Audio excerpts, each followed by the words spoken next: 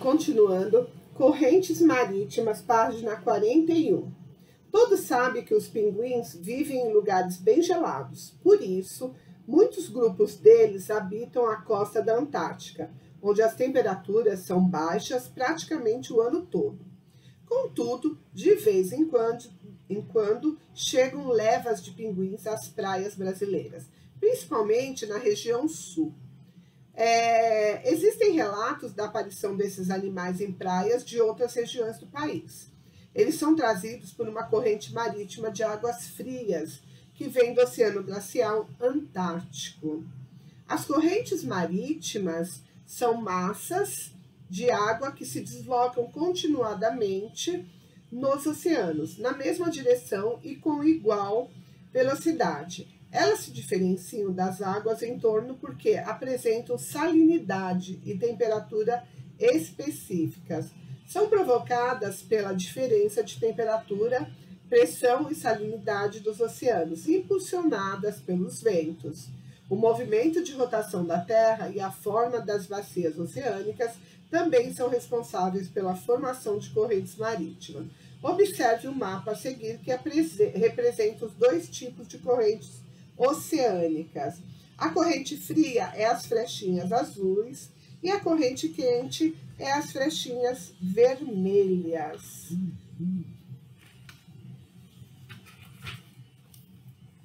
Página 42. Como aprendemos anteriormente, há correntes marítimas quentes e frias.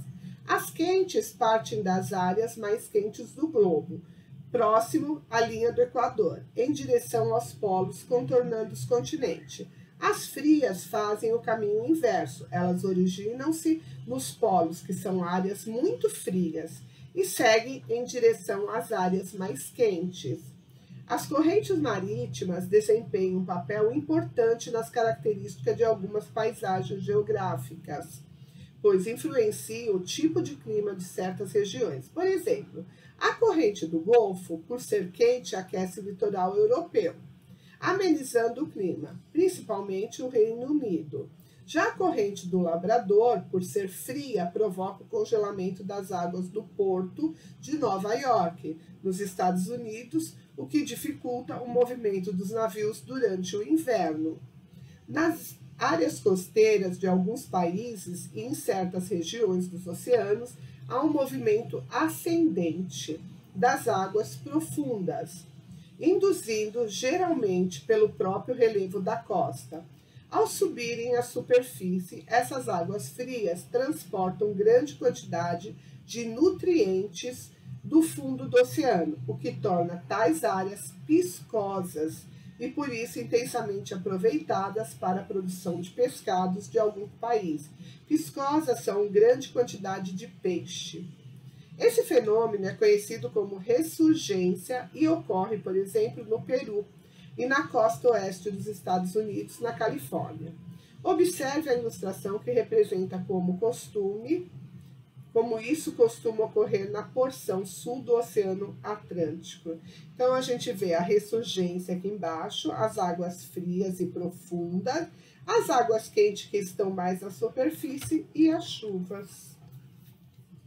Ação dos mares sobre o relevo terrestre. Os litorais têm formas bastante dinâmicas, isto é, eles se transformam constantemente ao longo do tempo. Essas modificações são provocadas pelas águas dos oceanos e marés, cuja ação é chamada de erosão marinha.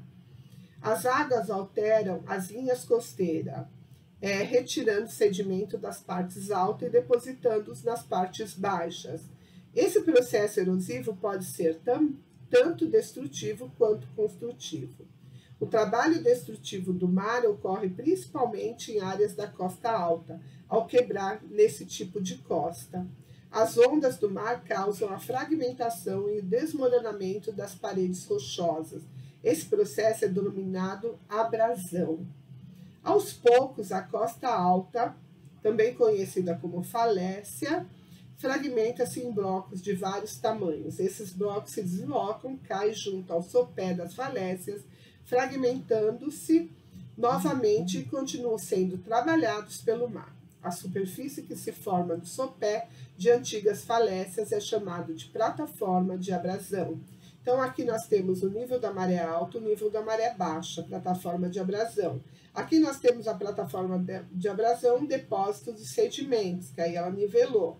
E plataforma de abrasão, depósito de sedimento na maré alta e na maré baixa. Aqui nós temos vários modelos na canoa quebrada. Na página 44, a Praia de Calhetas, Cabo do Santo Agostinho, Pernambuco, 2019. A arrebentação das ondas é o principal elemento da erosão marinha. Os fragmentos da rocha arrancados pelas ondas são arrastados pelas águas e, com o tempo, se transformam em areia. O material que se deposita na costa tende a se acumular nas reentrâncias do litoral, como baías e enseadas, dando origem às praias, que nada mais são do que o acúmulo de sedimentos que os mares transportam e lá depositam. Esse trabalho construtivo do mar é chamado de acumulação e é mais notado em áreas de costa baixa, como a da imagem acima. Em seu lento trabalho de acumulação ou deposição, o mar pode formar algo parecido com cordões de areia paralelos. A costa, chamados de restingas, com a formação de restingas, uma parte do mar pode ficar aprisionado no litoral em formação. A água retida dará origem a uma lagoa ou a uma laguna, se a água aprisionada tiver ligação direta com o mar. Restingas, lagoas costeiras e lagunas são muito comuns no litoral brasileiro, do sul do estado da Bahia ao Rio Grande do Sul, onde a larga planície costeira se formou pelo trabalho de deposição dos rios e principalmente do mar. Com isso surgiram muitas lagunas e lagoas, destacando-se a Grande Lagoa dos Patos, representada no mapa, apesar do nome, na verdade é uma laguna, pois apresenta acesso ao mar. Então, aqui vocês veem a laguna da Lagoa dos Patos, né? Que, aliás, feições costeiras, que é muito bonito. Às vezes, as areias de antigas praias se consolidam, transformando-se em arenito. Quando isso acontece, surgem os recifes, que também pode ser formado pelo acúmulo de corais. Assim, os recifes podem ser tanto de arenito quanto de corais. Existem muitos deles no trecho do litoral brasileiro que vai do Maranhão à Bahia. Aliás, na Bahia, na praia de Itapuã, nós temos vários arenitos. E até é perigoso que, se você não souber pisar, você pode até se cortar. Ambientes marinhos. Na página 45, os oceanos abrigam grande riqueza biológica e as regiões costeiras estão entre as mais ricas.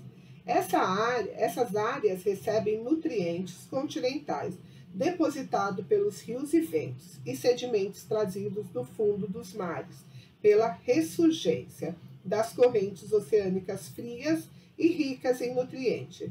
Elas recebem também muita luz por estarem expostas aos raios solares, permitindo o desenvolvimento de plantas nas partes mais rasas. Isso faz com que as regiões costeiras sejam propícias a atividades pesqueiras. A maior parte da pesca mundial é obtida nas regiões litorâneas, onde milhares de toneladas de peixes são capturados a cada ano. Os recursos biológicos do mar incluem os peixes capturados em seu próprio ambiente e animais obtidos com a maricultura, ou seja, a criação de espécies marinhas em seus habitats.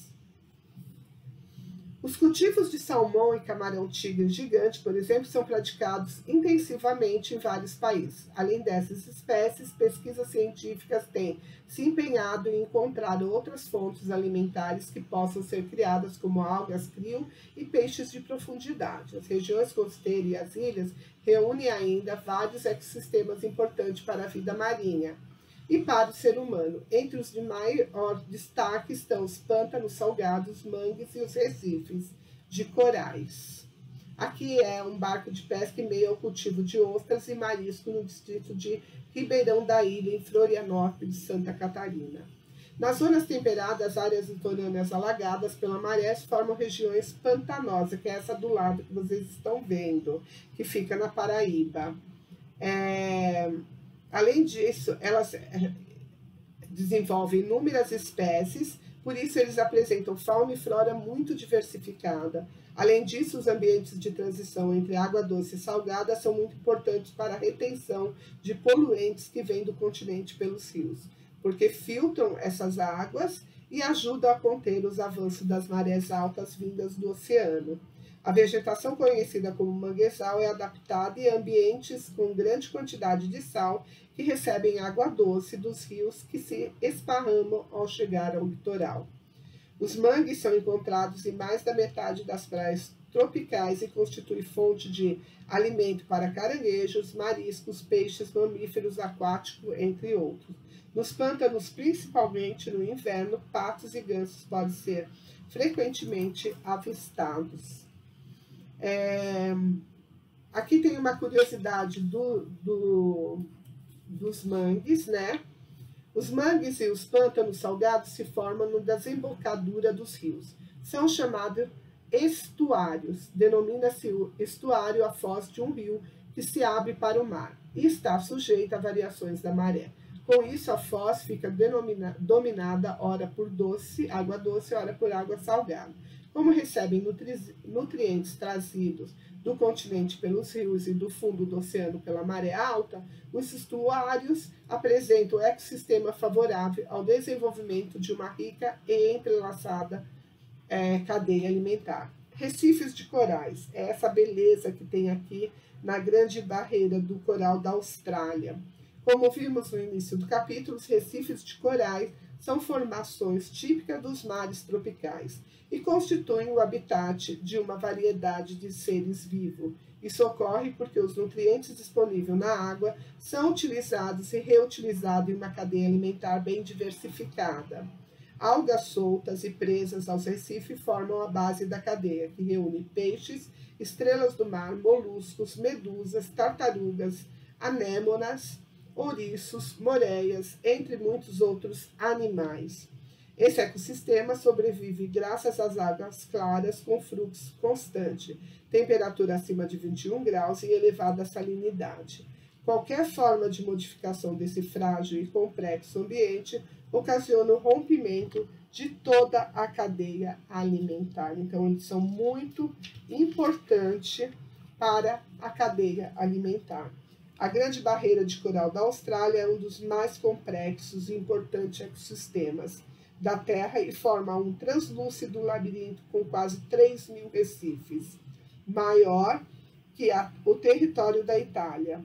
Ela abriga cerca de 1.500 espécies de peixes e mais de 360 mil de corais. Os recifes, mais de 360 de corais. Os recifes geram ainda 4 bilhões de dólares ao ano em receitas de turismo e pesca. Bom, assim nós terminamos o capítulo 15. Agora ficam os exercícios para vocês fazerem. E na próxima aula a gente volta para a correção desses exercícios, ok? Tchau, gente. Fiquem com Deus. Bom final de semana.